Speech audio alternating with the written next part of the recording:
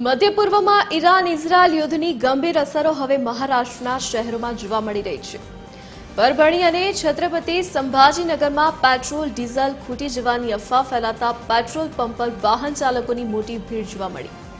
કાચા તેલની આયાત અટકી જશે તેવી બીકે લોકો મોડી રાત સુધી લાંબી લાઈનોમાં ઊભા જોવા મળ્યા। ભીડ એટલી વધી ગઈ હતી કે પરિસ્થિતિ પર કાબુ મેળવવા માટે અનેક જગ્યાએ પોલીસની મદદ લેવી પડી હતી।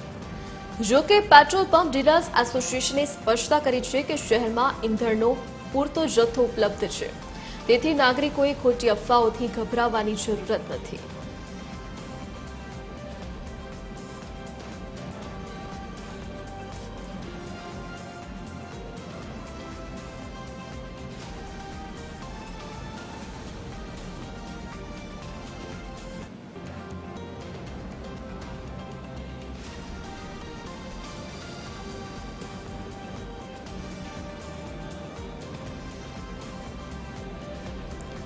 તો મહારાષ્ટ્રના બે દ્રશ્યો અલગ અલગ જગ્યાના જ્યાં જોવા મળી રહી છે। પેટ્રોલ ડીઝલની અછતની અફવાને પગલે લોકો પેટ્રોલ પંપ પર પહોંચ્યા હતા અને લાંબી કતારો લોકોની જોવા મળી હતી। લોકોમાં અફરાતફરી મચી ગઈ હતી।